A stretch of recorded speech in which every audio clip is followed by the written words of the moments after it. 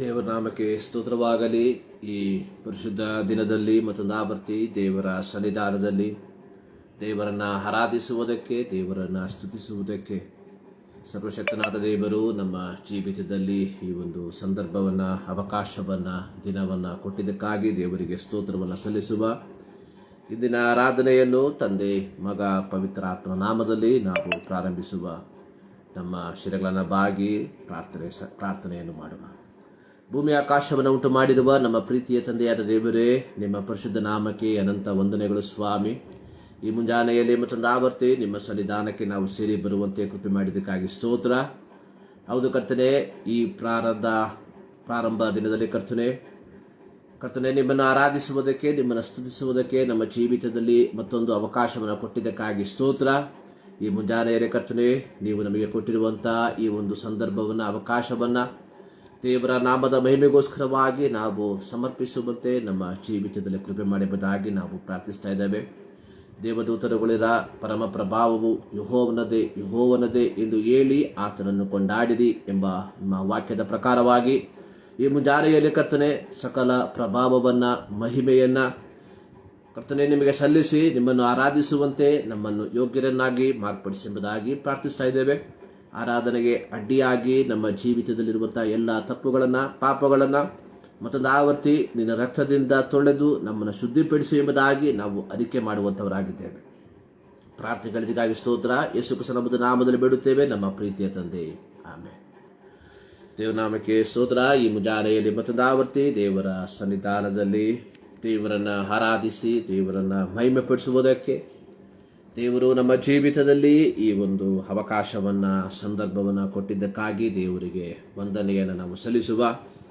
ಒಂದು ಹಾಡಿನ ಕೆಲವು ಚರಣಗಳನ್ನು ಹಾಡಿ ದೇವರನ್ನು ನಾವು ಮಹಿಮೆಪಡಿಸುವ. ಕ್ರೈಸ್ತರಾದ ನಾಮ ಬೇಲಿ ಬಿದ್ದ ಬಾರವು ದೊಡ್ಡದೆಂದು ಧ್ಯಾನ ಮಾಡು ರಾತ್ರಿಯಾಗಲು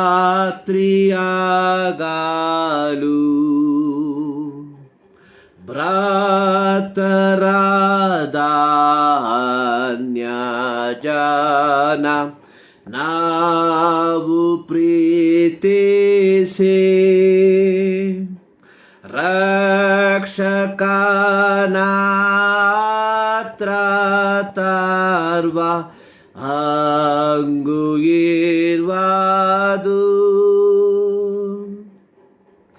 ನಿನ್ನ ಭ್ರಾತ ಎಲ್ಲಿಗೋದ ಎಂದು ದೇವರು ಪ್ರಶ್ನೆ ಕೇಳುವಲ್ಲಿ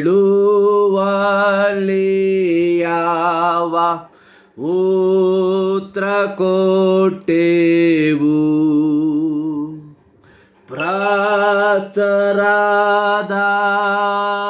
ನ್ಯಾಜನ ನಾವು ಪ್ರೀತಿಸಿ ರಕ್ಷಕನ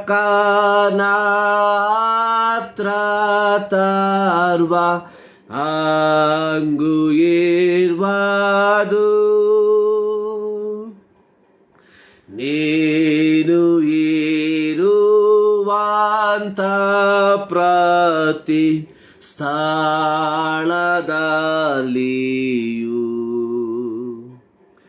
ಯೇಸುವಿನ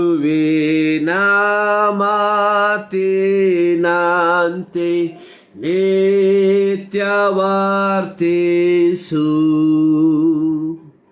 ಭ್ರಾತರಾದ ನ್ಯಜನ ನಾವು ಪ್ರೀತಿಸಿ ರಕ್ಷಕನ ಹತ್ರ ತರುವ ಹಂಗು ಇರುವುದು ಸಾವಿರಾರು ಜನ ನಿತ್ಯ ಸಾಯುತ್ತೀರಾರು.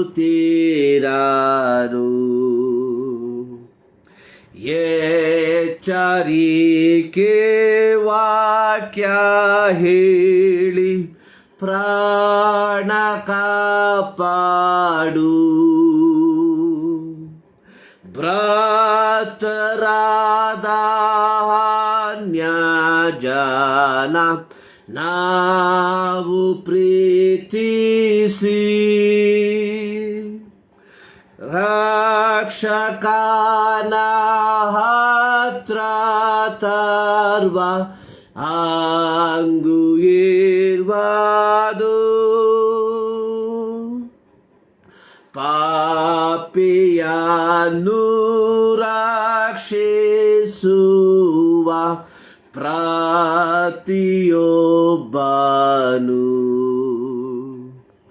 ಜ್ಯೋತಿಯಂತೆ ಶೋಭಿಸುತ್ತ ಮಾನವೊಂದ್ವನು.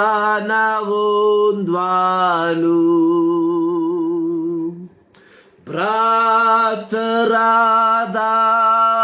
ಅನ್ಯಜನ ನಾವು ಪ್ರೀತಿಸಿ ರಕ್ಷಕನ ಹತ್ರ ತರುವ ಹಂಗು ಇರ್ವದು.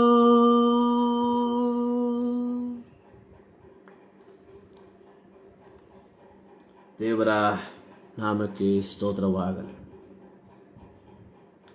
ಇಂದು ಇಡೀ ಪ್ರಪಂಚ ಪಂಚಾಶತಮ ದಿನ ಅಥವಾ ಪಂಚಾಶತಮ ಹಬ್ಬವನ್ನು ಆಚರಿಸುವಂಥದ್ದನ್ನು ನಾವು ನೋಡ್ತಾ ಇದ್ದೇವೆ.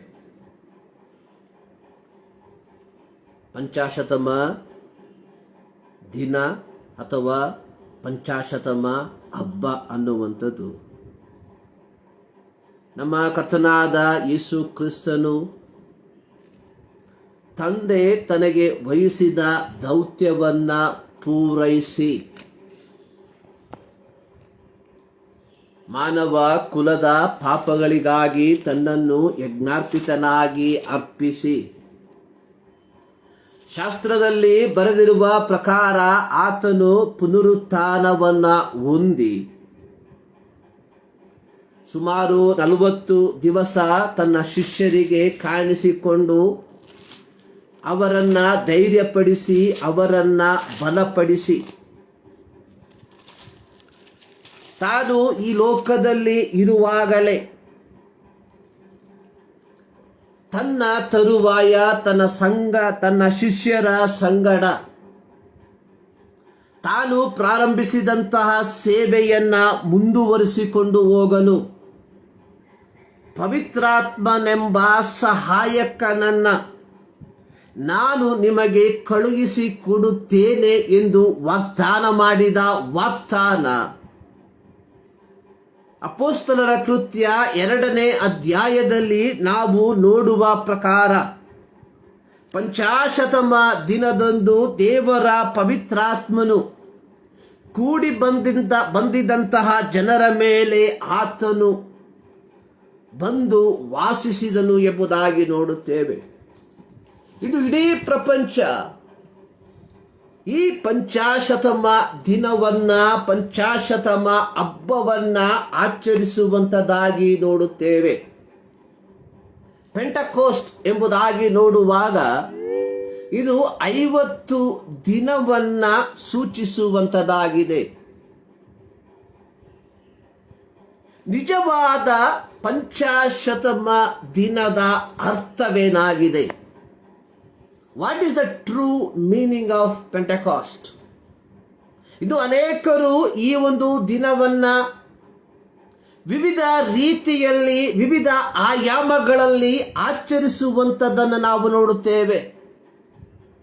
ಆದರೆ ನಿಜವಾದಂತಹ ಪಂಚಾಶತಮ ಅಥವಾ ಪೆಂಟಕೋಸ್ಟ್ ದಿನದ ಪ್ರತ್ಯೇಕತೆ ಏನೆಂಬುದನ್ನು ನಮ್ಮಲ್ಲಿ ಅನೇಕರು ಗ್ರಹಿಸದವರಾಗಿ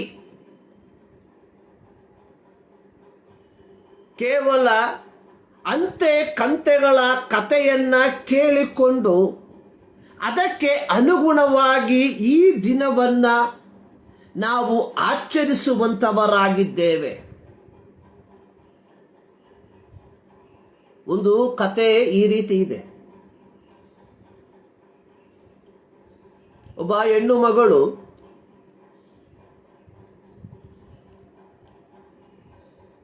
ಮೀನನ್ನ ಬಹಳ ಚಿಕ್ಕದಾಗಿ ಕತ್ತರಿಸಿ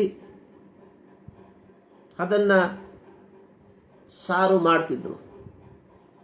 ಇದು ಯಾಕೆ ಎಂಬುದಾಗಿ ಕೇಳಿದಾಗ ಆ ಹೆಣ್ಣು ಮಗಳು ಹೇಳಿದ್ರು, ನನಗೆ ಗೊತ್ತಿಲ್ಲ, ನನ್ನ ತಾಯಿಗೆ ಇದನ್ನ ಕೇಳ್ತೇನೆ. ಆ ತಾಯಿಯ ಬಳಿಗೆ ಹೋಗಿ ಕೇಳಿದಾಗ ತಾಯಿ ಹೇಳಿದ್ರು, ನನಗೆ ಗೊತ್ತಿಲ್ಲ, ನಾನು ಇದು ನನ್ನ ತಾಯಿಯ ಬಳಿಗೆ ಕೇಳಿ ಹೇಳುತ್ತೇನೆ ಎಂಬುದಾಗಿ. ಆ ತಾಯಿಯ ಬಳಿಗೆ ಕೇಳಿದಾಗ ಆ ತಾಯಿ ಹೇಳಿದ್ರು, ನನಗೂ ಇದರ ಕುರಿತಾಗಿ ಸರಿಯಾದ ಗ್ರಹಿಕೆ ಮಾಹಿತಿ ಇಲ್ಲ, ನಾನು ನನ್ನ ತಾಯಿಯನ್ನ ಕೇಳಿ ಹೇಳ್ತೇನೆ. ಆಗ ಆ ತಾಯಿ ಅಂದ್ರೆ 4ನೇ ತಲೆಮಾರು ತಾಯಿಯ ಬಳಿಗೆ ಹೋಗಿ, ಯಾಕೆ ನೀವು ಮೀನನ್ನು ಇಷ್ಟು ಚಿಕ್ಕದಾಗಿ ಕತ್ತರಿಸಿ ಸಾರನ್ನ ಮಾಡುತ್ತೀರಾ ಎಂಬುದಾಗಿ ಕೇಳಿದಾಗ ತಾಯಿ ಹೇಳಿದಂತಹ ಉತ್ತರ, ನಮ್ಮ ಕಾಲದಲ್ಲಿ ಪಾತ್ರೆಗಳ ಮುಂಭಾಗ ಅನ್ನುವಂಥದ್ದು ಬಹಳ ಚಿಕ್ಕದಾಗಿ ಇತ್ತು. ದೊಡ್ಡ ದೊಡ್ಡ ತುಂಡುಗಳನ್ನ ಹಾಕುವುದಕ್ಕೆ ಅಸಾಧ್ಯವಾಗಿತ್ತು. ಹೀಗಿರುವುದರಿಂದ ನಾವು ತುಂಡುಗಳನ್ನ ಈ ಒಂದು ಮಣ್ಣಿನ ಪಾತ್ರೆಯಲ್ಲಿ ಹಾಕುವುದಕ್ಕೋಸ್ಕರವಾಗಿ ನಾವು ಚಿಕ್ಕದಾಗಿ ಕತ್ತರಿಸ್ತಾ ಇದ್ದೆವು. ಕಾಲಗಳು ದಾಟಿ ಹೋಯಿತು, ಅಗಲವಾದ ಪಾತ್ರೆಗಳು ಬಂದಾಗ್ಯೂ ತಮ್ಮ ತಾಯಂದಿರು ಮಾಡಿದಂತಹ ಕಾರ್ಯಗಳನ್ನ ಜನ ಮುಂದುವರಿಸಿಕೊಂಡು ಹೋಗುವಂತ ಒಂದು ಪರಿಕಲ್ಪನೆಯಲ್ಲಿ ಮುಂದಕ್ಕೆ ಹೋದ್ರು ಎಂಬುದಾಗಿ. ಸೊ ಇದರ ತಾತ್ಪರ್ಯ, ಇದರ ಒಂದು ಸಾರಾಂಶ ಅನ್ನುವಂಥದ್ದು, ಕ್ರೈಸ್ತರಾದ ನಾವುಗಳು ಸಹ ನಾವು ಆಚರಿಸುವಂತಹ ಅನೇಕ ಕಾರ್ಯಗಳ ಯಥಾರ್ಥತ್ವ ಏನೆಂಬುದಾಗಿ ಗ್ರಹಿಸದೆ ಅಥವಾ ಇದರ ಸತ್ಯ ಏನೆಂಬುದಾಗಿ ನಾವು ಅರ್ಥ ಮಾಡಿಕೊಳ್ಳದೆ ನಮ್ಮ ಪಿತೃಗಳು ಹೇಳಿಕೊಟ್ಟಂತಹ ರೀತಿಯಲ್ಲಿಯೇ ಮುಂದುವರಿಸಿಕೊಂಡು ಹೋಗುತ್ತಿದ್ದೇವೆ ಎಂಬುವಂಥದ್ದು. ಏನು ನಿಜವಾದ ಪೆಂಟಕೋಸ್ಟ್ ಅಥವಾ ಪಂಚಾಶತಮ ಅನ್ನುವಂಥದ್ದು? ನಿಜವಾದ ಪೆಂಟಕೋಸ್ಟ್ ಅಥವಾ ಪಂಚಾಶತಮ ಅನ್ನುವಂಥದ್ದು ಇದು ಹೊಸ ಒಡಂಬಡಿಕೆಯ ಜಗತ್ತಿಗೆ ಯೇಸು ಕ್ರಿಸ್ತನ ಅಥವಾ ಕ್ರೈಸ್ತ ಸಭೆಯ ಆರಂಭವನ್ನ ಸೂಚಿಸುವಂತದಾಗಿದೆ. ಪಂಚಾಶತಮ ಪೆಂಟೆಕೋಸ್ಟ್ ಅನ್ನುವಂಥದ್ದು ಹೊಸ ಒಡಂಬಡಿಕೆಯ ದೇವಜನರಿಗೆ, ಅಂದರೆ ಈ ಕಾಲಘಟ್ಟಗಳಲ್ಲಿ ಜೀವಿಸುತ್ತಿರುವ ನಮಗೆ ಯೇಸು ಕ್ರಿಸ್ತನು ಪ್ರಾರಂಭಿಸಿದಂತಹ ತನ್ನ ಸೇವೆಯನ್ನ ಮುಂದುವರೆಸಿಕೊಂಡು ಹೋಗಲು ಯೇಸು ತನ್ನ ಅನುಪಸ್ಥಿತಿಯಲ್ಲಿ ತಾನು ಪುನರುತ್ಥಾನ ಹೊಂದಿದ ನಂತರ ತನ್ನ ಶಿಷ್ಯರಿಗೆ ವಾಗ್ದಾನ ಮಾಡಿದ ರೀತಿಯಲ್ಲಿ ಆ ಪಂಚಾಶತಮ ದಿನದಲ್ಲಿ ತನ್ನ ಆತ್ಮವನ್ನ ಅವರ ಮೇಲೆ ಸುರಿಯ ಮಾಡಿ ಆ ಆತ್ಮನ ಮೂಲಕ ಬಲಗೊಂಡಂತಹ ಈ ಶಿಷ್ಯರು ದೇವರ ಸೇವೆಯನ್ನ ಪ್ರಾರಂಭಿಸುವಂತದ್ದಾಗಿದೆ. ಪಂಚಾಶತಮ ದಿನ, ಪಂಚಾಶತಮ ಹಬ್ಬದ ಮೂಲ ತಾತ್ಪರ್ಯ ಅನ್ನುವಂಥದ್ದನ್ನ ನಾವುಗಳು ಅರ್ಥೈಸಬೇಕಾಗಿರುವಂಥದ್ದು ಬಹಳ ಪ್ರಾಮುಖ್ಯ. ಇದು ನಾವು ಆಡಿದಂತಹ ಒಂದು ಹಾಡು, ಅತ್ಯಂತ ಅರ್ಥ ಗರ್ಭಿತವಾಗಿರುವ ಒಂದು ಹಾಡು. ಈ ಹಾಡಿನ ಚರಣಗಳು ಈ ರೀತಿ ಹೇಳ್ತಾ ಇದೆ: ಕ್ರೈಸ್ತರಾದ ನಮ್ಮ ಮೇಲೆ ಬಿದ್ದ ಭಾರವು ದೊಡ್ಡದೆಂದು ಧ್ಯಾನ ಮಾಡು ರಾತ್ರಿ ಹಗಲು. ಭ್ರಾತರಾದ ಅನ್ಯ ಜನ ನಾವು ಪ್ರೀತಿಸಿ ಅಥವಾ ಅನ್ಯ ಜನರನ್ನು ನಾವು ಪ್ರೀತಿಸಿ ಅವರನ್ನು ರಕ್ಷಕನ ಹತ್ರ ತರುವಂತಹ ಜವಾಬ್ದಾರಿ ನಮ್ಮ ಮೇಲೆ ಇದೆ. ಪಂಚಾಶತಮ ದಿನದಂದು ಸಂಭವಿಸಿದಂತಹ ಕಾರ್ಯ, ಅದರ ಮೂರನೇ ಚರಣ ಹೇಳ್ತಾ ಇದೆ: ನೀನು ಇರುವಂತಹ ಪ್ರತಿ ಸ್ಥಳದಲ್ಲಿಯೂ ಯೇಸುವಿನ ಮಾತಿನಂತೆ ನಿತ್ಯ ವರ್ತಿಸು. ಅದರ 4ನೇ ಚರಣ ಹೇಳುವಂಥದ್ದು: ಸಾವಿರಾರು ಜನ ನಿತ್ಯ ಸಾಯುತ್ತಿರಲು ಎಚ್ಚರಿಕೆಯ ವಾಕ್ಯ ಹೇಳಿ ಪ್ರಾಣ ಕಾಪಾಡು. 5ನೇ ಚರಣ ಹೇಳ್ತಾ ಇದೆ: ಪಾಪಿಯನ್ನು ರಕ್ಷಿಸುವ ಪ್ರತಿಯೊಬ್ಬನು ಜ್ಯೋತಿಯಂತೆ ಶೋಭಿಸುತ್ತಾ ಮಾನ ಹೊಂದುವನು. ಯೇಸು ಸ್ವಾಮಿ ತನ್ನ ಐಹಿಕ ಸೇವೆಯ ಸಂದರ್ಭದಲ್ಲಿ ತಾನು ತನ್ನ ಅನುಪಸ್ಥಿತಿಯಲ್ಲಿ ತನ್ನ ಸೇವೆಯನ್ನ ಮುಂದುವರಿಸಿಕೊಂಡು ಹೋಗುವುದಕ್ಕೆ ಒಬ್ಬ ಸಹಾಯಕನನ್ನ ಕಳುಹಿಸಿಕೊಡುವ ಕುರಿತಾಗಿ ಯೋಹಾನನ ಸುವಾರ್ತೆ 14ನೇ ಅಧ್ಯಾಯದಲ್ಲಿ ಆತನು ಹೇಳುವಂಥದ್ದನ್ನು ನೋಡುತ್ತೇವೆ. ಅದರ 16ನೇ ವಾಕ್ಯದಲ್ಲಿ: ನಾನು ತಂದೆಯನ್ನು ಕೇಳಿಕೊಳ್ಳುವನು, ಆತನು ನಿಮಗೆ ಬೇರೊಬ್ಬ ಸಹಾಯಕನನ್ನು ಸದಾಕಾಲ ನಿಮ್ಮ ಸಂಗಡ ಇರುವುದಕ್ಕೆ ಕೊಡುವನು. ಆ ಸಹಾಯಕನು ಯಾರೆಂದರೆ ಸತ್ಯದ ಆತ್ಮನೇ. ಲೋಕವು ಆತನನ್ನು ನೋಡದೆಯೂ ತಿಳಿಯದೆಯೂ ಇರುವುದರಿಂದ ಆತನನ್ನು ಹೊಂದಲಾರದು, ನೀವು ಆತನನ್ನು ಬಲ್ಲಿರಿ. ಈ ಪವಿತ್ರಾತ್ಮ ಎಲ್ಲರಿಗಾಗಿ ಇರುವಂಥದ್ದಲ್ಲ. ಈ ಪವಿತ್ರಾತ್ಮ ಆತನನ್ನ ತಿಳಿದಿರುವಂಥವರಿಗೆ ಮಾತ್ರ ಲಭಿಸುವಂಥದ್ದು. ಅದರ 26ನೇ ವಾಕ್ಯದಲ್ಲಿ: ಆದರೆ ಆ ಸಹಾಯಕನು ಅಂದರೆ ನನ್ನ ಹೆಸರಿನಲ್ಲಿ ತಂದೆಯು ಕಳುಹಿಸಿಕೊಡುವ ಪವಿತ್ರಾತ್ಮನೇ ನಿಮಗೆ ಎಲ್ಲವನ್ನ ಉಪದೇಶಿಸಿ ನಾನು ನಿಮಗೆ ಹೇಳಿದ್ದನ್ನೆಲ್ಲ ನಿಮ್ಮ ನೆನಪಿಗೆ ತರುವನು. ಅಂದ್ರೆ ಪವಿತ್ರಾತ್ಮನ ಆ ಒಂದು ದೌತ್ಯ ಅನ್ನುವಂಥದ್ದು ಯೇಸು ಪ್ರಾರಂಭ ಮಾಡಿದಂತಹ ಸೇವೆಯನ್ನ ತನ್ನ ಶಿಷ್ಯರ ಮೂಲಕ ಪವಿತ್ರಾತ್ಮನ ಸಾನ್ನಿಧ್ಯದಲ್ಲಿ ಮುಂದುವರೆಸಿಕೊಂಡು ಹೋಗುವಂಥದ್ದು. ದ ಡೇ ಆಫ್ ಪೆಂಟೆಕೋಸ್ಟ್ ಅಥವಾ ಪಂಚಾಶತಮ ದಿನ ಅನ್ನುವಂಥದ್ದು ಯೇಸು ಕ್ರಿಸ್ತನ ಸೇವೆಯನ್ನ ಅಥವಾ ಕ್ರೈಸ್ತ ಸಭೆಯ ಆರಂಭವನ್ನ ಸೂಚಿಸುವಂಥದ್ದು ಎಂಬುದಾಗಿ ನಾವುಗಳು ಗ್ರಹಿಸಬೇಕಾಗಿರುವಂಥದ್ದು ಬಹಳ ಪ್ರಾಮುಖ್ಯ. ಇಂದು ಅನೇಕ ಸಭೆಗಳು ಪವಿತ್ರಾತ್ಮ ವರವನ್ನ ಅನೇಕ ರೀತಿಯಲ್ಲಿ ತಪ್ಪಾಗಿ ವ್ಯಾಖ್ಯಾನಿಸಿ ಮುಂದಕ್ಕೆ ಹೋಗುವಂಥದ್ದನ್ನು ನಾವು ನೋಡುತ್ತೇವೆ.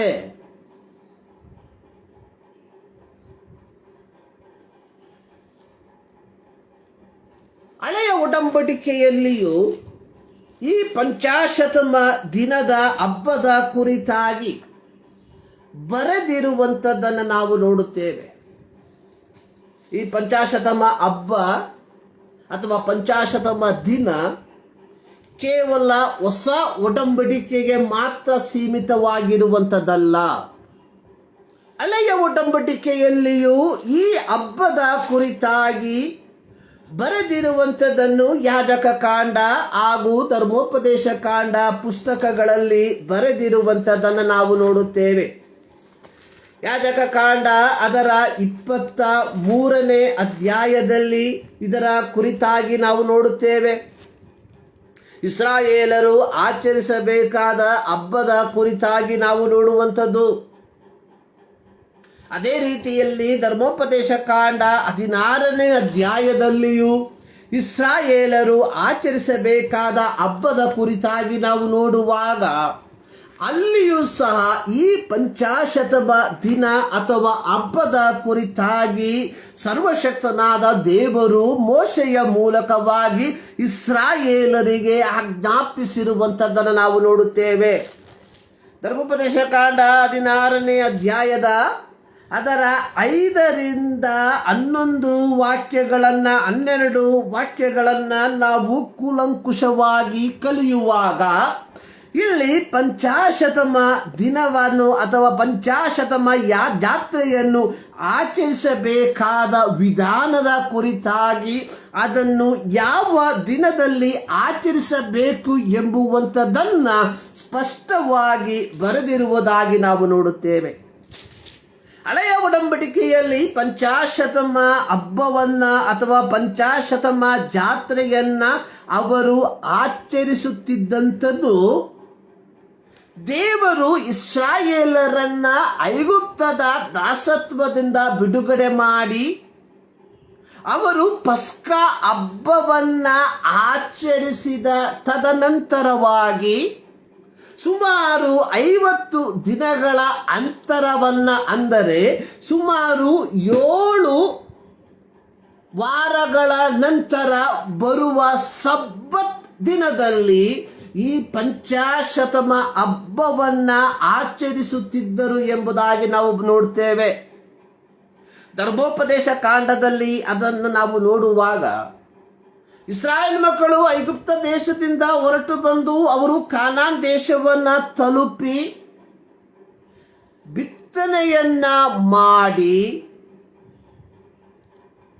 ಅವರು ಬೆಳೆದಂತಹ ಬೆಳೆಯನ್ನ ಅದರ 9ನೇ ವಾಕ್ಯದಲ್ಲಿ ನೋಡಿ, ಧರ್ಮೋಪದೇಶ ಕಾಂಡ 16:9, ಬೆಳೆ ಕೊಯ್ಯುವುದಕ್ಕೆ ಕುಡುಗೋಲು ಹಾಕುವ ಕಾಲ ಮೊದಲುಗೊಂಡು 7 ವಾರಗಳನ್ನು ಎಣಿಸಿ ಆ 7 ವಾರಗಳ ನಂತರ ಪಂಚಾಶತಮ ದಿನದ ಜಾತ್ರೆಯನ್ನು ಆಚರಿಸಬೇಕು.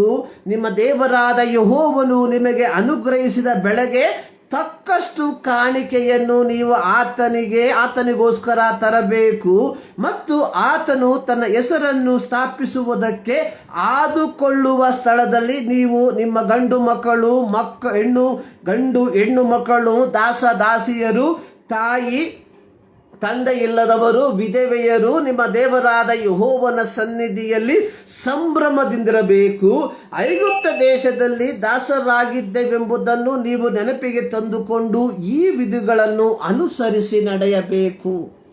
ಸೊ ಇಲ್ಲಿ ಹಳೆಯ ಒಡಂಬಡಿಕೆಯಲ್ಲಿ ಪಂಚಾಶತಮ ದಿನವನ್ನ 2 ವಿಧದಲ್ಲಿ, ಒಂದು ಇಸ್ರಾಯೇಲ್ ಮಕ್ಕಳು ಐಗುಪ್ತದ ದಾಸತ್ವದಿಂದ ಬಿಡುಗಡೆ ಮಾಡಿದ ಜ್ಞಾಪಕಾರ್ಥಕವಾಗಿಯೂ, ನಂತರವಾಗಿ ಇಸ್ರಾಯೇಲ್ ಮಕ್ಕಳು ವಾಗ್ದಾನ ದೇಶದಲ್ಲಿ ತಮ್ಮ ಬೆಳೆಯನ್ನ ಕೊಯ್ದು ಅದನ್ನು 7 ವಾರ ಸಬ್ಬತ್ ದಿನವನ್ನ ಎಣಿಸಿ ನಂತರ ಬರುವಂತಹ ಸಬ್ಬತ್ ದಿನದಲ್ಲಿ ದೇವಾಲಯದಲ್ಲಿ ತಾವು ಬೆಳೆದಂತಹ ಬೆಳೆಗಳ ಸಹಿತ ದೇವರಿಗೆ ಕೃತಜ್ಞತೆಯನ್ನು ಸಲ್ಲಿಸುವುದಕ್ಕೆ ಸೇರಿ ಬರುವಂತಹ ಆ ದಿನವನ್ನ ಪಂಚಾಶತಮದ ಜಾತ್ರೆ, ಪಂಚಾಶತಮದ ಹಬ್ಬ, ಪಂಚಾಶತಮದ ದಿನ ಎಂಬುದಾಗಿ ಅವರು ಆಚರಿಸಬೇಕೆಂಬುವಂಥದ್ದನ್ನ ದೇವರು ತನ್ನ ದಾಸನಾದ ಮೋಶೆಯ ಮೂಲಕ ಇಸ್ರಾಯೇಲರಿಗೆ ಹೇಳುವಂಥದ್ದನ್ನು ನಾವು ನೋಡುತ್ತೇವೆ. ಪಂಚಾಶತಮ ಅನ್ನುವಂಥದ್ದು ನಾನು ಪ್ರಾರಂಭದಲ್ಲಿ ಹೇಳಿದ ರೀತಿಯಲ್ಲಿ ಯೇಸು ಕ್ರಿಸ್ತನ ಸೇವೆಯ ಪ್ರಾರಂಭದ ದಿನಗಳು ಎಂಬುವಂಥದ್ದನ್ನ ನಾವುಗಳು ಅರ್ಥ ಮಾಡಿಕೊಳ್ಳಬೇಕು.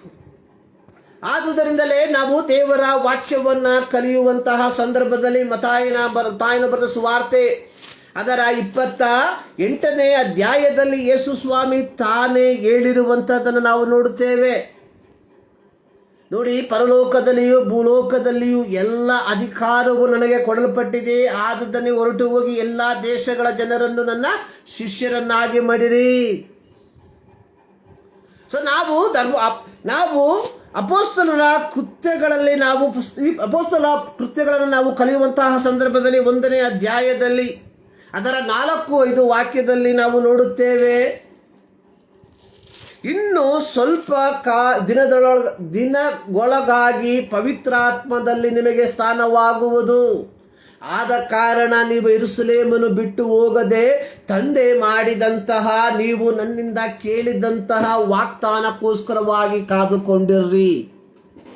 ಸೊ ಈ ಎಲ್ಲ ವಾಕ್ಯ ಭಾಗಗಳನ್ನ ನಾವು ಕೂಲಂಕುಷವಾಗಿ ಕಲಿಯುವಾಗ ಪಂಚಾಶತಮ ಆ ದಿನ ಹೊಸ ಒಡಂಬಡಿಕೆಯ ದೇವ ಜನರಿಗೆ ಕೇವಲ ಸಂಭ್ರಮಾಚರಣೆಯ ದಿನವಾಗಿ ಮಾತ್ರವಲ್ಲ, ಸರ್ವಶಕ್ತನಾದ ದೇವರು ಅಥವಾ ಯೇಸು ಕ್ರಿಸ್ತನು ನಮಗೆ ಕೊಟ್ಟಂತಹ ದೌತ್ಯವನ್ನ ಅದು ನಮ್ಮ ಜ್ಞಾಪಕಕ್ಕೆ ತರುವ ದಿನ ಎಂಬುದಾಗಿಯೂ ನಾವು ಗ್ರಹಿಸಿಕೊಳ್ಳಬೇಕಾಗಿರುವಂಥದ್ದು ಬಹಳ ಪ್ರಾಮುಖ್ಯವಾಗಿರುವಂತಹ ಒಂದು ವಿಚಾರವಾಗಿದೆ. ಪೆಂಟೆಕೋಸ್ಟ್ ನಮ್ಮ ಜೀವಿತದಲ್ಲಿ ಮಾಡುವಂತಹ ಕಾರ್ಯಗಳ ಕುರಿತಾಗಿ ಅನೇಕ ವೇದ ವಾಕ್ಯಗಳನ್ನ ನಾವು ನೋಡುವುದಾದರೂ ಈ ದಿನದಲ್ಲಿ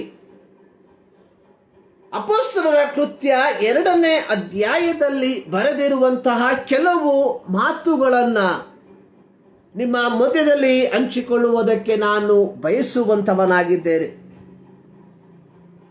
ಯೇಸು ಸ್ವಾಮಿ ಹೇಳಿದ ರೀತಿಯಲ್ಲಿಯೇ ಶಿಷ್ಯರು ಏಕ ಮನಸ್ಸಿನಿಂದ ಒಂದು ಕೋಣೆಯಲ್ಲಿ ಕುಳಿತುಕೊಂಡಿದ್ದರು. ಒಂದು, ತಮ್ಮ ಗುರು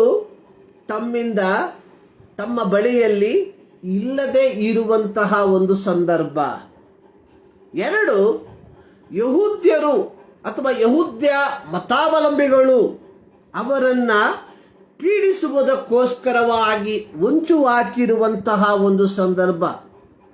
ಮಾನಸಿಕವಾಗಿ ಶಾರೀರಿಕವಾಗಿ ಬಹಳ ಕುಗ್ಗಿ ಹೋಗಿರುವಂತಹ ಒಂದು ಪರಿಸ್ಥಿತಿಯಲ್ಲಿ ಆ ಶಿಷ್ಯರು ಆಗಿರುವಾಗ ಸರ್ವಶಕ್ತನಾದ ದೇವರು ಅವರಿಗೆ ವಾಗ್ದಾನ ಮಾಡಿದ ರೀತಿಯಲ್ಲಿ ಪಂಚಾಶತಮ ದಿನದಂದು ಅವರೆಲ್ಲರೂ ಏಕ ಮನಸ್ಸಿನಿಂದ ಒಂದು ಸ್ಥಳದಲ್ಲಿ ಕುಳಿತುಕೊಂಡಿದ್ದರು. ಸೊ ಹೀಗಿರುವಾಗ ದೇವರ ಪವಿತ್ರಾತ್ಮನು ಒಂದು ಪ್ರತ್ಯಕ್ಷ ಅಡೆಯಾಳದೊಂದಿಗೆ ಅಥವಾ ಒಂದು ಪ್ರತ್ಯಕ್ಷವಾದಂತಹ ರೀತಿಯಲ್ಲಿ ಅಲ್ಲಿ ಬರುವಂಥದ್ದನ್ನು ನಾವು ನೋಡುತ್ತೇವೆ. ಮತ್ತಾಯನ ಸುವಾರ್ತೆಯಲ್ಲಿ ನಾವು ಯೇಸು ಸ್ವಾಮಿಯ ದೀಕ್ಷಾಸ್ಥಾನದ ಕುರಿತಾಗಿ ನಾವು ಕಲಿಯುವಂತಹ ಸಂದರ್ಭದಲ್ಲಿ ಅಲ್ಲಿ ನಾವು ನೋಡುವಂಥದ್ದು ಅದರ 3ನೇ ಅಧ್ಯಾಯದಲ್ಲಿ ಯೇಸು ಸ್ನಾನ ಮಾಡಿಸಿಕೊಂಡ ಕೂಡಲೇ ನೀರಿನಿಂದ ಮೇಲಕ್ಕೆ ಬರಲು ಆತನಿಗೆ ಆಕಾಶವು ತೆರೆಯಿತು ಮತ್ತು ದೇವರ ಆತ್ಮ ಪಾರಿವಾಳದ ಹಾಗೆ ಇಳಿದು ತನ್ನ ಮೇಲೆ ಬರುವುದನ್ನು ಕಂಡನು. ಇದು ಸ್ನಾನಿಕನಾದ ಯೋಹಾನನು ಹೇಳಿರುವಂತಹ ಒಂದು ಮಾತು. ಇದನ್ನು ಮತ್ತಾಯನು ತನ್ನ ಸುವಾರ್ತೆಯಲ್ಲಿ ಬರೆದಿರುವಂಥದ್ದಾಗಿ ನೋಡುತ್ತೇವೆ. ಯೇಸು ಸ್ವಾಮಿ ದೀಕ್ಷಾಸ್ಥಾನವನ್ನ ಮಾಡಿಸಿಕೊಂಡಾಗ ದೇವರ ಪವಿತ್ರಾತ್ಮನು ಪ್ರತ್ಯಕ್ಷವಾಗಿ ಒಂದು ಪಾರಿವಾಳದ ರೂಪದಲ್ಲಿ ಆತನ ಮೇಲೆ ಇಳಿದು ಬಂದನು ಎಂಬುದಾಗಿ ನೋಡುತ್ತೇವೆ. ಹೀಗೆ ಪವಿತ್ರಾತ್ಮನು ಯೇಸುವಿನ ಮೇಲೆ ಇಳಿದು ಬಂದಾಗ ಯೇಸು ಸ್ವಾಮಿಯು ಈ ಐಹಿಕ ಲೋಕದಲ್ಲಿ ತನ್ನ ಸೇವೆಯನ್ನ ಪ್ರಾರಂಭ ಮಾಡ್ದ. 4ನೇ ಅಧ್ಯಾಯದ ಅದರ 17ನೇ ವಾಕ್ಯದಲ್ಲಿ ನೋಡುತ್ತೇವೆ, ಪಾರಿವಾಳದ ರೂಪದಲ್ಲಿ ದೇವರಾತ್ಮನು ಯೇಸುವಿನ ಮೇಲೆ ಇಳಿದು ಬಂದಾಗ ಯೇಸು ಸೈತಾನನಿಂದ ಶೋಧಿಸಲ್ಪಡುವುದಕ್ಕಾಗಿ 40 ದಿವಸ ಆತನು ಅಡವಿಯಲ್ಲಿ ತನ್ನ ದಿನಗಳನ್ನು ಕಳೆದ ನಂತರ ಆತನು ಜೆಬುಲೋನ್ ಸೀಮೆ, ನೆಫ್ತಾಲಿನ್ ಸೀಮೆ, ಯೋರ್ದಾನ್ ಆಚೆ ಸಮುದ್ರದ ಕಡೆಗಿರುವ ಸೀಮೆ, ಅನ್ಯ ಜನಗಳಿರುವ ಗಲಿಲಾಯ ಸೀಮೆ, ಕತ್ತಲಲ್ಲಿ ವಾಸಿಸಿದ ಈ ಸೀಮೆಯ ಜನರಿಗೆ ಪರಲೋಕ ರಾಜ್ಯವು ಸಮೀಪಿಸಿತು, ದೇವರ ಕಡೆಗೆ ತಿರುಗಿಕೊಳ್ಳಿರಿ ಎಂದು ಸಾರಿ ಹೇಳುವುದಕ್ಕೆ ಪ್ರಾರಂಭಿಸಿದ. ಪಂಚಾಶತಮ ಪವಿತ್ರಾತ್ಮನ ಆ ಒಂದು ಸಾನ್ನಿಧ್ಯ ಅಥವಾ ಪವಿತ್ರಾತ್ಮನು ಯೇಸುವಿನ ಮೇಲೆ ಇಳಿದು ಬಂದಾಗ ಅಂಧಕಾರದಲ್ಲಿ ವಾಸಿಸುತ್ತಿದ್ದ ಜನರ ಮಧ್ಯದಲ್ಲಿ ಅಥವಾ ಜನರ ಸಮೂಹಕ್ಕೆ ಯೇಸು ಸ್ವಾಮಿಯು ಪರಲೋಕ ರಾಜ್ಯದ ಸದ್ವರ್ತಮಾನವನ್ನ ತಿಳಿಯಪಡಿಸತೊಡಗಿದನು. ಅಪೊಸ್ತಲರ ಕೃತ್ಯದಲ್ಲಿ ನಾವು ನೋಡ್ತೇವೆ, ಪಂಚಾಶತಮ ದಿನ ಬಂದಿರಲಾಗಿ ಯೇಸುವಿನ ದೀಕ್ಷಾಸ್ಥಾನದ ಸಂದರ್ಭದಲ್ಲಿ ದೇವರ ಆತ್ಮನು ಪಾರಿವಾಳದ ರೂಪದಲ್ಲಿ ಆತನ ಮೇಲೆ ಇಳಿದು ಬಂದರೆ, ಪಂಚಾಶತಮ ದಿನದಲ್ಲಿ ದೇವರ ಆತ್ಮನು ಉರಿಯಂತಿದ್ದ ನಾಲಿಗೆಯೋಪಾದಿಯಲ್ಲಿ ಅಲ್ಲಿ ಕುಳಿತುಕೊಂಡಿದ್ದ ತನ್ನ ಶಿಷ್ಯರ ಮೇಲೆ ಇಳಿದು ಬಂದನು. ಹೀಗೆ ಪವಿತ್ರಾತ್ಮನು ಅವರ ಮೇಲೆ ಇಳಿದು ಬಂದಾಗ ಅಲ್ಲಿ ಕೂಡಿದ್ದಂತಹ ಅಥವಾ ಈ ಪವಿತ್ರಾತ್ಮನ ಆ ಒಂದು ಶಕ್ತಿಯನ್ನ ಪಡಕೊಂಡಂತಹ ಶಿಷ್ಯರು ವಿವಿಧ ಭಾಷೆಗಳಲ್ಲಿ ದೇವರ ಕುರಿತಾಗಿ ಮಾತನಾಡುವುದಕ್ಕೆ ಪ್ರಾರಂಭಿಸಿದರು. ವಿವಿಧ ಭಾಷೆಗಳಲ್ಲಿ ದೇವರ ಮಹತ್ವವನ್ನ, ದೇವರ ಕ್ರಿಯೆಯನ್ನ ಹೇಳುವುದಕ್ಕೆ ಪ್ರಾರಂಭಿಸಿದರು. ದೇವರ ಪವಿತ್ರಾತ್ಮ ತನ್ನ ಶಿಷ್ಯರ ಮೇಲೆ ಬಂದಾಗ ಪಂಚಾಶತಮ ದಿನದಂದು ದೇವರ ಪವಿತ್ರಾತ್ಮನು ಅಲ್ಲಿ ಕೂಡಿ ಬಂದಿದ್ದಂತಹ ಜನರ ಮೇಲೆ ಇಳಿದು ಬಂದಾಗ ಅವರು ವಿವಿಧ ಭಾಷೆಗಳಲ್ಲಿ ದೇವರ ಕುರಿತಾಗಿ ಹೇಳುವುದಕ್ಕೆ ಪ್ರಾರಂಭಿಸಿದರು. ಅದರ 11ನೇ ವಾಕ್ಯದಲ್ಲಿ ನೋಡಿ, ಅದರ 9ರಿಂದ 11 ವಾಕ್ಯಗಳಲ್ಲಿ ಸುಮಾರು 15 ಭಾಷೆಯ ಜನರ ಕುರಿತಾಗಿ ಬರೆದಿರುವಂಥದ್ದನ್ನು ನೋಡುತ್ತೇವೆ. ಪಾರ್ಥ್ಯರು, ಮೇದ್ಯರು, ಎಲಾಮ್ಯರು, ಮೆಸೊಪೊತಾಮಿಯ, ಯೂದಾಯ, ಕಪ್ಪದೋಕ್ಯ, ಪೊಂತ, ಆಸ್ಯ, ಫ್ರುಗ್ಯ, ಪಂಪುಲ್ಯ, ಐಗುಪ್ತ, ಕುರೇನದ ಲಿಬ್ಯ, ಮತ್ತೆ ರೋಮಾದಿಂದ ಇಳಿದು ಬಂದಂತ ಯಹೂದ್ಯ ಮತಲಾಭಗಳು, ಕ್ರೇತ್ಯರು, ಅರಬಿ ದೇಶದವರು, ಹೀಗೆ ಸುಮಾರು 14-15 ಭಾಷೆಯ ಜನರು ಆ ದಿನದಲ್ಲಿ ಆ ಪಂಚಾಶತಮ ಹಬ್ಬವನ್ನ ಆಚರಿಸುವುದಕ್ಕೆ ಯೆರೂಸಲೇಮಿಗೆ ಬಂದಂತಹ ಆ ದಿನದಲ್ಲಿ ದೇವರ ಪವಿತ್ರಾತ್ಮನು ಯೇಸು ವಾಗ್ದಾನ ಮಾಡಿದ ರೀತಿಯಲ್ಲಿ ತಾವು ಕೂಡಿದಂತಹ ಜನರ ಮೇಲೆ ಇಳಿದು ಬಂದಾಗ ಇವರೇನು ಮಾಡಿದ್ರು? ಅವರು ಆತ್ಮನು ಅವರಿಗೆ ಕೊಡುವ ಬೇರೆ ಬೇರೆ ಭಾಷೆಗಳಿಗೆ ಅನುಗುಣವಾಗಿ ಇವರು ದೇವರ ಮಹತ್ತುಗಳ ವಿಷಯವಾಗಿ ಮಾತನಾಡುವುದಕ್ಕೆ ಪ್ರಾರಂಭಿಸಿದರು.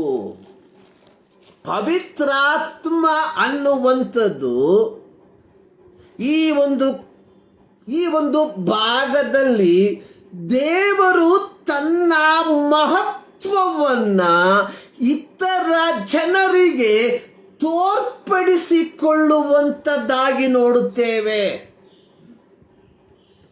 ನೋಡಿ, ಅಲ್ಲಿ ಸುಮಾರು 14ರಿಂದ 15 ಭಾಷೆಗಳನ್ನು ಆಡುವ ಜನರು ಅಲ್ಲಿ ಕೂಡಿ ಬಂದಿರುವಾಗ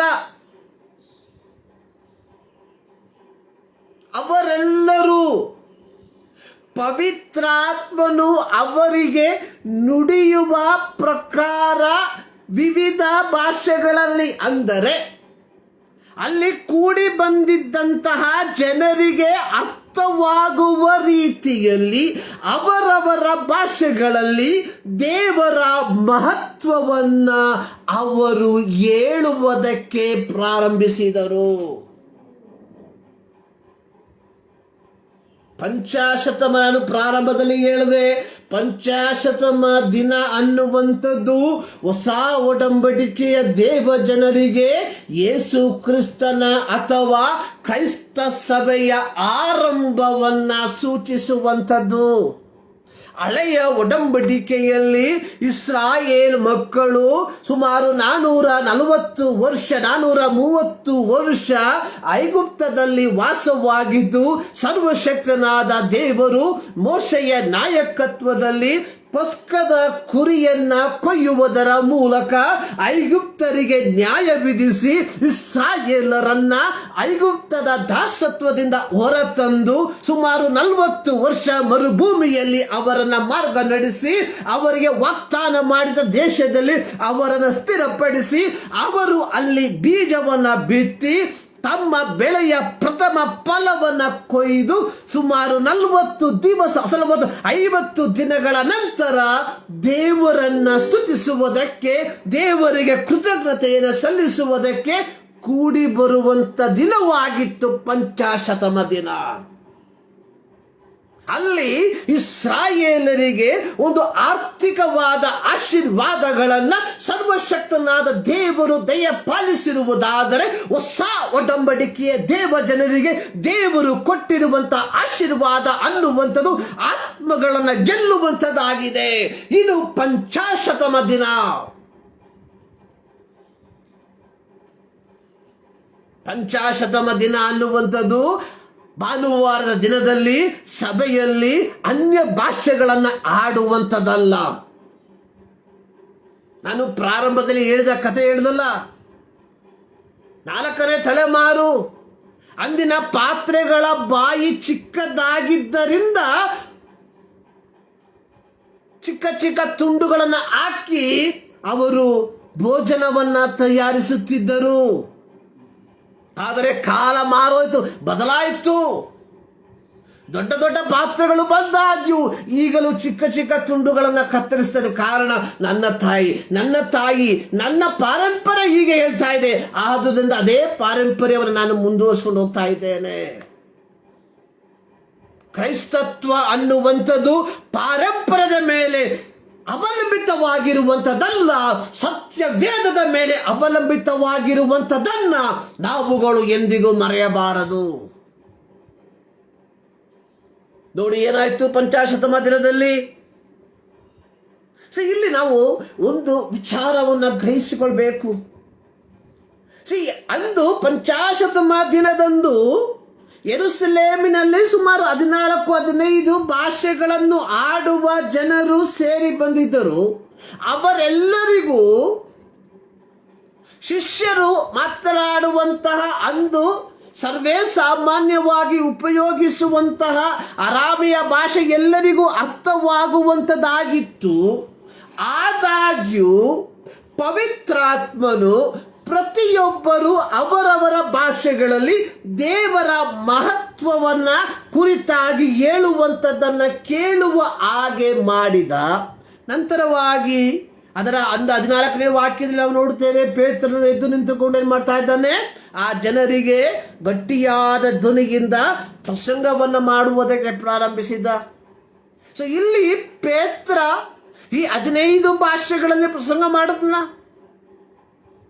ಆಡು ಭಾಷೆಯಲ್ಲಿ, ಅವರಿಗೆ ಅರ್ಥವಾಗುವ ಭಾಷೆಯಲ್ಲಿ ಅವನು ದೇವರ ವಾಕ್ಯವನ್ನ ಸಾರುವುದಕ್ಕೆ ಪ್ರಾರಂಭಿಸಿದ. ಆ 50 ದಿನದಲ್ಲಿ ಪೇತ್ರನು ಮತ್ತು 11 ಮಂದಿ ಅಪೊಸ್ತಲರು 11 ಮಂದಿ ಅಪೊಸ್ತಲರ ಸಂಗಡ ಎದ್ದು ನಿಂತು ಗಟ್ಟಿಯಾದ ಧ್ವನಿಯಿಂದ ದೇವರ ಸದ್ವರ್ತಮಾನವನ್ನ ತಿಳಿಯಪಡಿಸಿದ. ಪ್ರಿಯರೇ, ಒಂದು ವಿಚಾರವನ್ನು ನಾವು ಗ್ರಹಿಸಿಕೊಳ್ಬೇಕು. ಇಂದು ನಾವು ಮಾಡುತ್ತಿರುವಂತ ಪ್ರಸಂಗ ಏನಾಗಿದೆ? ಹೊಸ ಒಡಂಬಡಿಕೆಯನ್ನ ನೀವು ಕೂಲಂಕುಷವಾಗಿ ಕಲಿಯುವುದಾದರೆ ಅಪೊಸ್ತಲರ ಕೃತ್ಯದಿಂದ ಯೂದನ ಪತ್ರಿಕೆಯ ತನಕ ಅಲ್ಲಿ ಯೇಸು ಕ್ರಿಸ್ತನ ಸದ್ವರ್ತಮಾನದ ಕುರಿತಾಗಿ ಅಥವಾ ಯೇಸು ಕ್ರಿಸ್ತನ ಮೂಲಕ ಲಭಿಸುವ ರಕ್ಷಣೆಯ ಕುರಿತಾಗಿ ಮಾತ್ರ ಬರೆದಿರುವಂಥದ್ದಾಗಿ ನೋಡುತ್ತೇವೆ. ಯೇಸು ಕ್ರಿಸ್ತನ ನಂತರವಾಗಿ ಅತ್ಯಧಿಕವಾಗಿ ಕ್ರಿಸ್ತನಿಗಾಗಿ ಪ್ರಯಾಸ ಪಟ್ಟಂತಹ ವ್ಯಕ್ತಿಯಾಗಿದ್ದನು ಅಪೊಸ್ತಲನಾದ ಪೌಲನು. ಪೌಲನು ಹೇಳುವಂಥದ್ದು, we preach the Christ who crucified, ನಾವಾದರೂ ಶಿಲುಬೆಗೆ ಹಾಕಲ್ಪಟ್ಟ ಕ್ರಿಸ್ತನನ್ನ ಪ್ರಸಂಗಿಸುತ್ತೇವೆ. ಹಳೆಯ ಒಡಂಬಡಿಕೆಯಲ್ಲಿಯೂ ಇದೇ ಕ್ರಿಸ್ತನ ಕುರಿತಾಗಿ ಬರೆದಿರುವಾಗ ನಮ್ಮ ಪ್ರಸಂಗಗಳಲ್ಲಿ ಕ್ರಿಸ್ತನ ಬೋಧನೆಗಳಿಗೆ ಎಷ್ಟರ ಮಟ್ಟಿಗೆ ಸ್ಥಾನವನ್ನು ಕಲ್ಪಿಸಿದ್ದೇವೆ. ಇಂದು ನಾವು ಬೋಧಿಸುವಂಥದ್ದು ಕೇವಲ ಆಶೀರ್ವಾದದ ಮಾತುಗಳನ್ನು ಮಾತ್ರ. ನಾವು ಓದುವ ವಾಕ್ಯಕ್ಕೂ ಹೇಳುವ ಪ್ರಸಂಗಕ್ಕೂ ಯಾವುದೇ ಅರ್ಥವಿಲ್ಲದ ರೀತಿಯಲ್ಲಿ ಜನರನ್ನ ಸಂತೋಷಪಡಿಸುವುದಕ್ಕೋಸ್ಕರವಾಗಿ ಕೆಲವು ಸಂತೋಷದ ಮಾತುಗಳನ್ನು ಆಡಿ ಜನರನ್ನ ದಾರಿ ತಪ್ಪಿಸುವ ಬೋಧಕರಾಗಿ ನಾವು ಮಾರ್ಪಟ್ಟಿದ್ದೇವೋ ಎಂಬುವಂಥದ್ದನ್ನ ನಾವು ಪರೀಕ್ಷಿಸಿಕೊಳ್ಳಬೇಕಾಗಿರುವಂಥದ್ದು ಬಹಳ ಪ್ರಾಮುಖ್ಯ. ಸೊ ಇಲ್ಲಿ ಪೌಲನ ಪ್ರಸಂಗವನ್ನ ಕೇಳಿರಿ. ಪ್ರಾರಂಭದಲ್ಲಿ ಈ ಪವಿತ್ರಾತ್ಮನ ಕುರಿತಾಗಿ ಹಳೆ ಒಡಂಬಡಿಕೆಯಲ್ಲಿ ಬರೆದಿರುವ ಮಾತುಗಳನ್ನ ಹೇಳಿ, ತದನಂತರವಾಗಿ ಯೇಸು ಕ್ರಿಸ್ತನ ಕುರಿತಾಗಿ ಬರೆದಿರುವಂತಹ ಮಾತುಗಳನ್ನ ಶಾಸ್ತ್ರಗಳ ಮೂಲಕವಾಗಿ ಅವರಿಗೆ ತಿಳಿಯಪಡಿಸಿದಾಗ, ಸಂಕ್ಷಿಪ್ತವಾಗಿ ಹೇಳುವುದಾದರೆ ಯೇಸು ಸ್ವಾಮಿಯ ಮೂಲಕ ಮಾತ್ರ ರಕ್ಷಣೆಯು ಸಾಧ್ಯವಾಗುತ್ತದೆ ಎಂಬ ಸಂದೇಶವನ್ನ ಪೇತ್ರನು ಪವಿತ್ರಾತ್ಮ ಭರಿತನಾಗಿ ಅಲ್ಲಿ ಸೇರಿ ಬಂದಿದ್ದಂತಹ ಜನರಿಗೆ ತಿಳಿಯಪಡಿಸಿದಾಗ, ನೋಡಿ ಅದರ 36ನೇ ವಾಕ್ಯದಲ್ಲಿ ಪೇತ್ರನು ಹೇಳುವಂಥದ್ದು,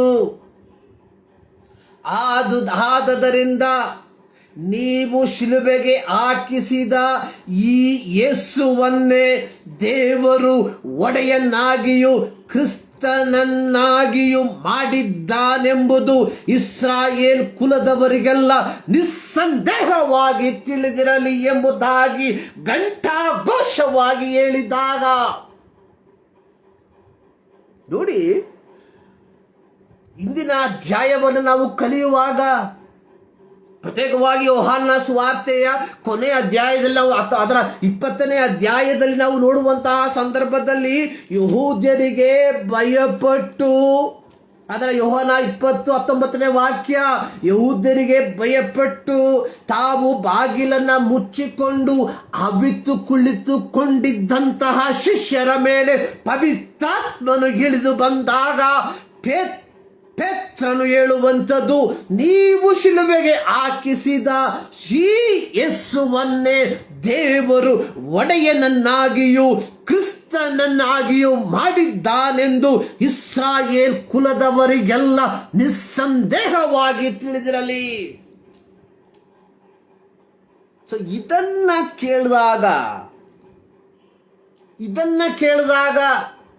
ಕೇಳಿದಾಗ ತಾವು ಮಾಡಿದಂಥದ್ದು, ತಾವು ಅನುಸರಿಸುತ್ತಿರುವಂಥದ್ದು ತಪ್ಪು ಎಂಬ ಗ್ರಹಿಕೆ ಅಂದು ಸೇರಿ ಬಂದಿದ್ದಂತಹ ಯಹೂದ್ಯರಿಗೆ ತಿಳಿದು ಬಂದಾಗ, ಅಂದು ಸೇರಿ ಬಂದಿದ್ದಂತಹ ಜನರಿಗೆ ತಿಳಿದು ಬಂದಾಗ ಅವರು ಹೇಳುವಂಥದ್ದು 37ನೇ ವಾಕ್ಯ ಹೇಳ್ತಾ ಇದೆ, ಇದನ್ನು ಅವರು ಕೇಳಿ ಹೃದಯದಲ್ಲಿ ಅಲಗು ನೆಟ್ಟಂತಾಗಿ ಪೇತ್ರನನ್ನು ಉಳಿದ ಅಪೊಸ್ತಲರನ್ನು, ಸಹೋದರರೇ ನಾವೇನ್ ಮಾಡಬೇಕು? ಪಂಚಾಶತಮ, ನಾನು ಪ್ರಾರಂಭದಲ್ಲಿ ಹೇಳಿದೆ, ದ ಡೇ ಆಫ್ ಪೆಂಟೆಕೋಸ್ಟ್ ಅನ್ನುವಂಥದ್ದು ಕೇವಲ ಅನ್ಯ ಭಾಷೆಗಳನ್ನು ಆಡಿ ಭಾನುವಾರ 2 ತಾಸು ಸಭೆಯಲ್ಲಿ ಕುಳಿತು ಡ್ರಾಮಾ ಮಾಡುವಂಥದ್ದಲ್ಲ. ಪಂಚಾಶತಮ ಅನ್ನುವಂಥದ್ದು ಕ್ರಿಸ್ತನ ಸೇವೆಯ ಆರಂಭ ಎಂಬುದಾಗಿ ನಾವು ಅರ್ಥ ಮಾಡಿಕೊಂಡು ಅದರ ಪ್ರಕಾರವಾಗಿ ಮುಂದಕ್ಕೆ ಜೀವಿಸುವಂಥದ್ದಾಗಿದೆ. ಇಲ್ಲಿ ನಾವು ನೋಡುವಂಥದ್ದು, ಇದನ್ನು ಕೇಳಿ, ಯಾವುದನ್ನ ಕೇಳಿ? ಅಲ್ಲಿಯ ತನಕ ಯಹೂದ್ಯರು ನೆನೆಸಿದಂಥದ್ದು ಮಹಾಯಾಜಕರು ಹೇಳುವಂಥದ್ದೇ ಸತ್ಯ. ಪ್ರಿಯ ವಿಶ್ವಾಸಿಗಳೇ, ದೇವರ ವಾಕ್ಯವನ್ನ ಸರಿಯಾಗಿ ಗ್ರಹಿಸಿಕೊಳ್ಳ್ರಿ.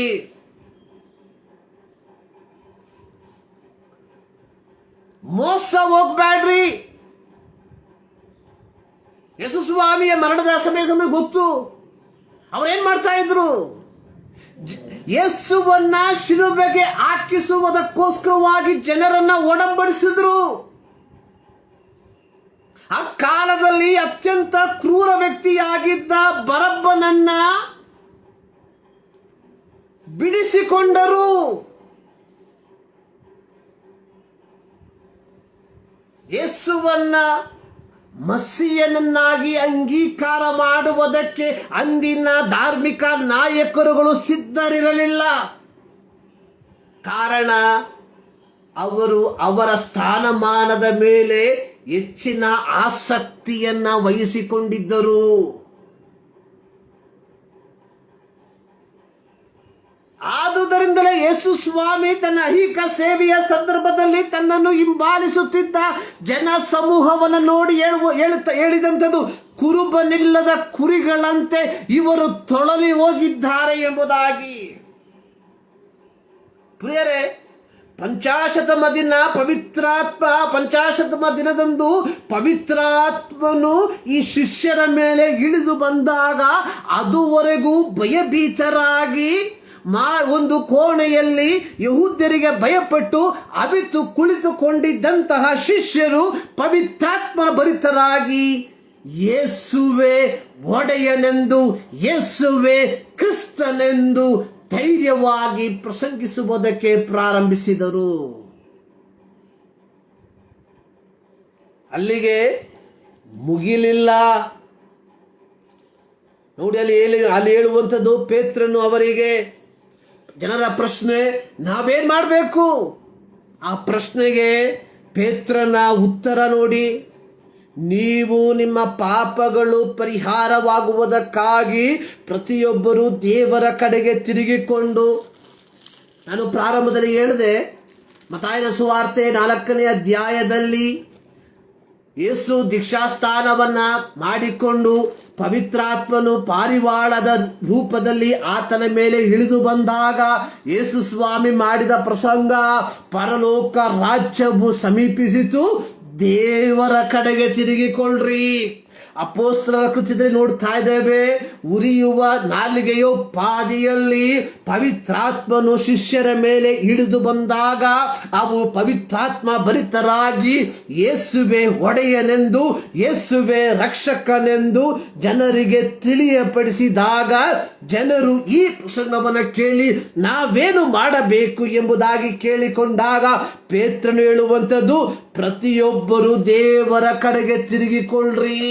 ಯೇಸುವಿನ ಪ್ರಸಂಗ, ಪರಲೋಕ ರಾಜ್ಯವು ಸಮೀಪಿಸಿತು, ದೇವರ ಕಡೆಗೆ ತಿರುಗಿಕೊಳ್ಳಿರಿ.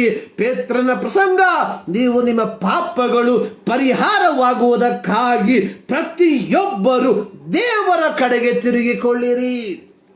ಪಂಚಾಶತಮ ದಿನದ ಸಂದೇಶ, ಟರ್ನ್ ಟು ಗಾಡ್, ದೇವರ ಕಡೆಗೆ ತಿರುಗಿಕೊಳ್ಳಿರಿ ಅನ್ನುವಂಥದ್ದು.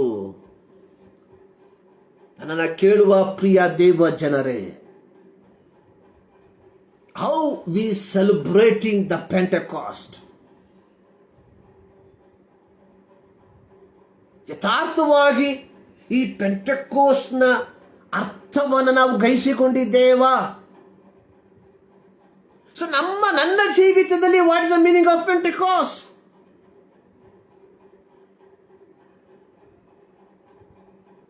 ನಾನು ಪ್ರಾರಂಭದಲ್ಲಿ ಹೇಳಿದ ರೀತಿಯಲ್ಲಿ ಚಿಕ್ಕ ಚಿಕ್ಕ ತುಂಡುಗಳು, ಇದು ನಾವು ಪಾರಂಪರ್ಯವಾಗಿ ನಾವು ಪಡೆದುಕೊಂಡಿರುವಂಥದ್ದು. ಭಾನುವಾರ 2 ತಾಸು ಕೈಗಳನ್ನು ಹೊಡೆದು ಶಬ್ದ ಕೋಲಾಹಲಗಳನ್ನು ಮಾಡಿ ಬೆವತ್ತು ನಮಗೆ ನಾವೇ ಸಂತೃಪ್ತಿಯನ್ನು ಪಡೆದುಕೊಂಡು ಹೊರಬರುವಂಥದ್ದು.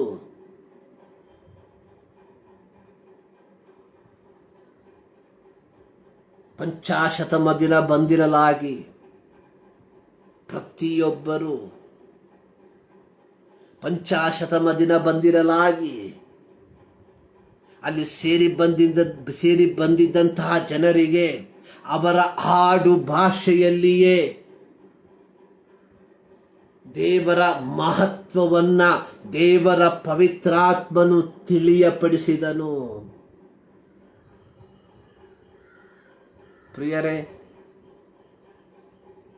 ಇಂದು ಈ ಪಂಚಾಶತಮ ದಿನ ಅಥವಾ ಪೆಂಟೆಕೋಸ್ಟ್ ದಿನವನ್ನು ನಾವು ಆಚರಿಸುತ್ತಿರುವಾಗ ನಮ್ಮ ಸಭೆಗಳಲ್ಲಿ ಸೇರಿ ಬರುವಂತಹ ಜನರಿಗೆ ಅವರ ಹಾಡು ಭಾಷೆಯಲ್ಲಿ ದೇವರ ಮಹತ್ವವನ್ನ ನಾವು ತಿಳಿಯಪಡಿಸುತ್ತಿದ್ದೇವಾ?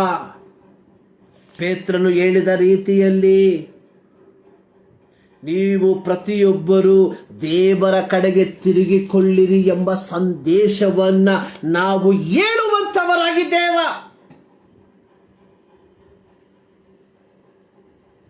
ಅಥವಾ ಅಬ್ರಹಾಮನ ಆಶೀರ್ವಾದವನ್ನು ಹೇಳಿ ಜನರನ್ನ ಮೋಸಪಡಿಸುವಂತವರಾಗಿದ್ದೇವಾ? ಕೇವಲ ಭೌತಿಕ ಆಶೀರ್ವಾದ, ಭೌತಿಕ ಮೇಲೆಗಳು,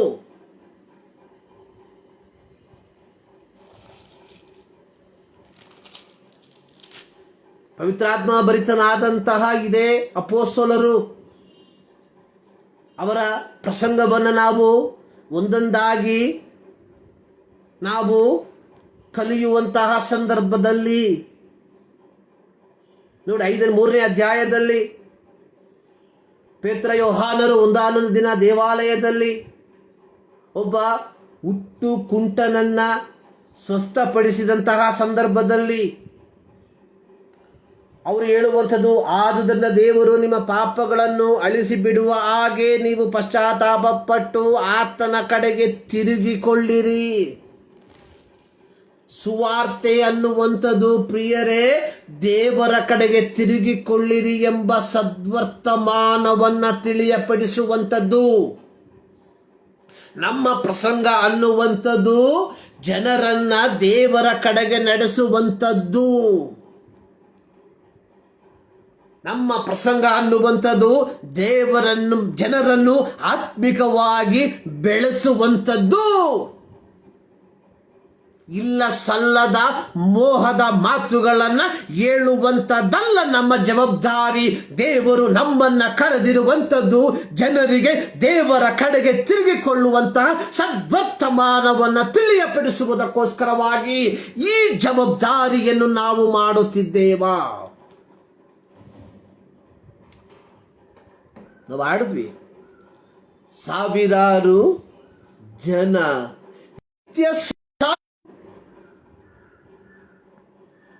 ಹೇಳಿ ಪ್ರಾಣವನ್ನ ಕಾಪಾಡು. ಯೆಹೆಜ್ಕೇಲನ ಪ್ರವಾದನ ಗ್ರಂಥ. ಸರ್ವಶಕ್ತನಾದ ದೇವರು ಯೆಹೆಜ್ಕೇಲನಿಗೆ ಹೇಳುವಂಥದ್ದು, ನಾನು ನಿನ್ನನ್ನು ಕಾವಲುಗಾರನನ್ನಾಗಿ ನೇಮಿಸಿದ್ದೇನೆ. ನಾನು ನಿಮ್ಮನ್ನು ಕಾವಲುಗಾರನನ್ನಾಗಿ ನೇಮಿಸಿದ್ದೇನೆ. ಪಂಚಾಶತಮ ದಿನದಲ್ಲಿ ಪವಿತ್ರಾತ್ಮನು ನಮ್ಮ ಮೇಲೆ, ಪವಿತ್ರಾತ್ಮನ ಶಕ್ತಿ ಇಳಿದು ಬಂದಂಥದ್ದು ನಾವು ಸಭೆಗಳಲ್ಲಿ ಕುಳಿತುಕೊಂಡು ಶಬ್ದ ಕೋಲಾಹಲವನ್ನು ಮಾಡಿ ಸಮಯವನ್ನು ವ್ಯರ್ಥ ಮಾಡುವುದಕ್ಕೋಸ್ಕರವಾಗಿ ಅಲ್ಲ. ಜನರಿಗೆ ದೇವರ ಕಡೆಗೆ ತಿರುಗಿಕೊಳ್ಳಿರಿ ಎಂಬ ಸದ್ವರ್ತಮಾನವನ್ನ ತಿಳಿಯಪಡಿಸುವುದಕ್ಕೋಸ್ಕರವಾಗಿ. ಮತ್ತಾಯನ ಸುವಾರ್ತೆಯಲ್ಲಿ ನಾವು ನೋಡಿದ್ವಿ 3ನೇ ಅಧ್ಯಾಯದಲ್ಲಿ. ಅಲ್ಲಿ ಬರೆಯಲ್ಪಟ್ಟಿರುವಂಥದ್ದು ಏನು?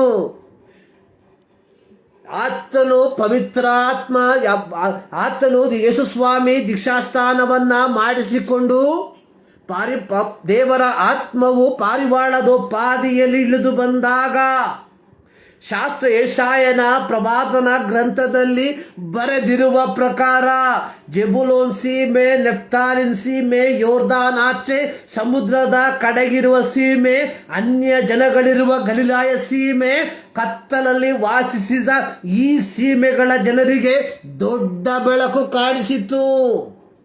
ಇದು ಪವಿತ್ರಾತ್ಮನ ನಮ್ಮ ಮೇಲೆ ಬಂದಂತರ ಗುರುತು. ಪವಿತ್ರಾತ್ಮನು ನಮ್ಮ ಮೇಲೆ ಬಂದಿರುವಂತಹ ಗುರುತು ಏನೆಂದರೆ, ನಾವು ಕತ್ತಲೆಯಲ್ಲಿ ಅಂದರೆ ಪಾಪದಲ್ಲಿ ವಾಸಿಸುತ್ತಿರುವಂತಹ ಜನರಿಗೆ ದೇವರ ರಕ್ಷಣೆಯ ಮಾರ್ಗವನ್ನ ತೋರಿಸುವಂಥದ್ದು.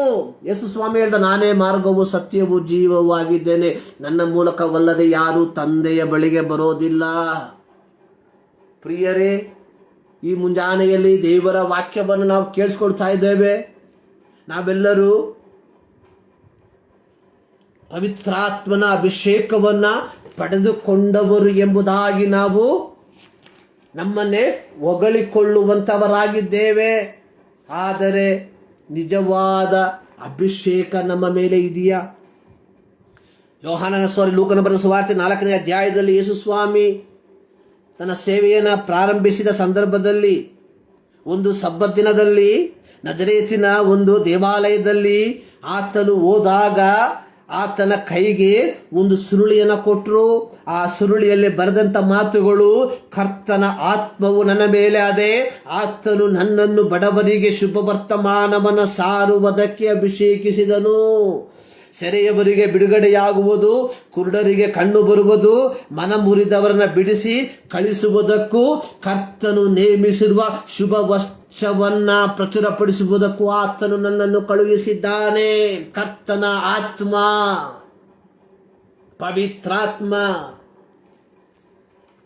ಪವಿತ್ರಾತ್ಮ ಅನ್ನುವಂಥದ್ದು ಭಾನುವಾರ ಮುಂಜಾನೆ ಬಂದ್ಬಿಟ್ಟು come on Holy Spirit we are in your presence ಎಂಬುದಾಗಿ ಆಡುವಂಥದ್ದಲ್ಲ ಪವಿತ್ರಾತ್ಮ.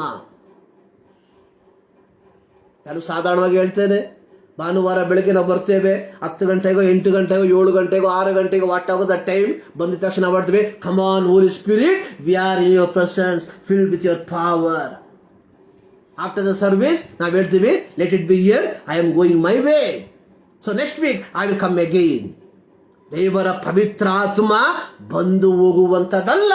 ದೇವರ ಪವಿತ್ರಾತ್ಮ ಶಿಷ್ಯರ ಮೇಲೆ ಇಳಿದು ಬಂದಾಗ ಅವರು ಧೈರ್ಯ ಹೊಂದಿದವರಾಗಿ ಯೇಸುವೆ ಯೇಸುವೆ ರಕ್ಷಕನು, ಯೇಸುವೆ ಒಡೆಯನು ಎಂಬುದಾಗಿ ಘಂಟಾಘೋಷವಾಗಿ ಪ್ರಸಂಗಿಸಿದರು.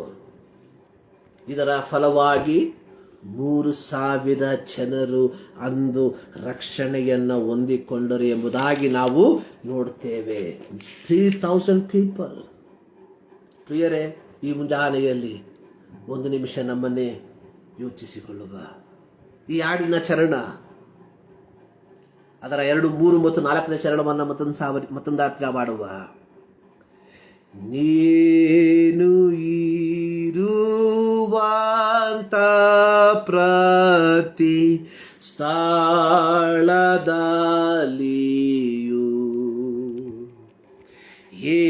ಯೇಸುವಿನ ಮಾತಿನಂತೆ ನೀನು ವರ್ತಿಸು. ಭ್ರಾತರಾದ ಅನ್ಯಜನ ನಾವು ಪ್ರೀತಿಸಿ ರಕ್ಷಕನ ಹತ್ರ ತರುವ ಹಂಗು ಇರ್ಬಾದು.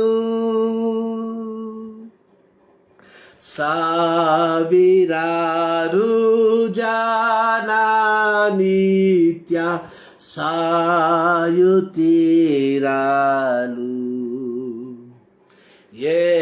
ಎಚ್ಚರಿಕೆ ವಾಕ್ಯ ಹೇಳಿ ಪ್ರಾಣ ಕಾಪಾಡು. ಭ್ರಾತರಾದ ಅನ್ಯಜನ ನಾವು ಪ್ರೀತಿಸಿ ರಕ್ಷಕನ ಹತ್ರ ತರುವ ಹಂಗು ಇರ್ಬಾದು. ಪ್ರಾರ್ಥನೆ ಮಾಡುವ. ಭೂಮಿ ಆಕಾಶವನ್ನು ಉಂಟು ಮಾಡಿರುವ ನಮ್ಮ ಪ್ರೀತಿಯ ತಂದೆಯಾದ ದೇವರೇ, ಈ ಮುಂಜಾನೆಯ ಸಮಯಕ್ಕಾಗಿ ನಾವು ನಿಮಗೆ ವಂದನೆಯನ್ನು ಸಲ್ಲಿಸ್ತಾ ಇದ್ದೇವೆ. ಈ ಮುಂಜಾನೆಯಲ್ಲಿ ಮತದಾವರ್ತಿ ನಿಮ್ಮ ವಾಕ್ಯದ ಮೂಲಕ ನಮ್ಮ ಸಂಗಡ ಮಾತನಾಡಿದಕ್ಕಾಗಿ ಸ್ತೋತ್ರ. ಹೌದು ಕರ್ತನೆ, ಸಾವಿರಾರು ಜನ ನಿತ್ಯ ಸಾಯುತ್ತಿರಲು ಎಚ್ಚರಿಕೆಯ ವಾಕ್ಯ ಹೇಳಿ ಪ್ರಾಣವನ್ನು ಕಾಪಾಡು ಎಂಬ ಜವಾಬ್ದಾರಿಯನ್ನು ನಮಗೆ ಕೊಟ್ಟಿರುವಾಗ ಆ ಜವಾಬ್ದಾರಿಯನ್ನು ನಾವು ಯಥಾರ್ಥವಾಗಿ ಪೂರೈಸುವುದಕ್ಕೆ ಬೇಕಾಗಿರುವಂಥ ನಿನ್ನ ಕೃಪೆಯನ್ನು ನಮಗೆ ದಯಪಾಲಿಸಿಕೊಡು. ಈ ಮುಂದಾನೆಯಲ್ಲಿ ಕರ್ತನೆ, ಈ ವಾಕ್ಯವನ್ನು ಕೇಳಿರುವಂತಹ ಪ್ರತಿಯೊಬ್ಬರಿಗಾಗಿ ನಾನು ಪ್ರಾರ್ಥಿಸ್ತಾ ಇದ್ದೇನೆ. ಈ ಮುಂಜಾನೆಯ ಈ ವಾಕ್ಯ ಸಂದೇಶ ಅವರ ಜೀವಿತದಲ್ಲಿ ಯಥಾರ್ಥವಾದಂತಹ ಒಂದು ಆತ್ಮಿಕ ಆಶೀರ್ವಾದಕ್ಕೆ ಕಾರಣವಾಗಿ ಮಾರ್ಪಡಲಿ ಎಂಬುದಾಗಿ ನಾನು ಪ್ರಾರ್ಥಿಸುತ್ತೇನೆ. ಪ್ರಾರ್ಥನೆಗಳಿಗಾಗಿ ಸ್ತೋತ್ರ. ಯೇಸು ಕ್ರಿಸ್ತನ ಒಂದು ನಾಮದಲ್ಲಿ ಬೇಡುತ್ತೇವೆ ನಮ್ಮ ಪ್ರೀತಿಯ ತಂದೆ. ನಮ್ಮ ಕರ್ತನಾದ ಯೇಸು ಕ್ರಿಸ್ತನ ಕೃಪೆ, ತಂದೆಯಾದ ದೇವರ ಪ್ರೀತಿ, ಪವಿತ್ರಾತ್ಮನ ನ್ಯೂನತೆ ನಮ್ಮೆಲ್ಲರ ಸಂಗಡ ಇಂದಿನಿಂದ ಸದಾಕಾಲವೂ ನೆಲೆಯಾಗಿರಲಿ. ಆಮೆನ್. ಸರ್ವಶಕ್ತನಾದ ದೇವರು ನಿಮ್ಮೆಲ್ಲರನ್ನ ಧಾರಾಳವಾಗಿ ಆಶೀರ್ವದಿಸಲಿ. ಈ ಒಂದು ದಿನ ನಮ್ಮೆಲ್ಲರ ಜೀವಿತದಲ್ಲಿ, ಈ ಒಂದು ದಿನವಲ್ಲ ಮಾತ್ರವಲ್ಲ, ನಮ್ಮ ಜೀವಿತದ ಪ್ರತಿಯೊಂದು ಕ್ಷಣಗಳು ದೇವರ ನಾಮದ ಮಹಿಮೆಗೋಸ್ಕರವಾಗಿ ಅದು ಮಾರ್ಪಡಲಿ ಎಂಬುದಾಗಿ ಹಾರೈಸುತ್ತೇನೆ, ಪ್ರಾರ್ಥಿಸುತ್ತೇನೆ. ದೇವರು ನಿಮ್ಮನ್ನು ಆಶೀರ್ವದಿಸಲಿ.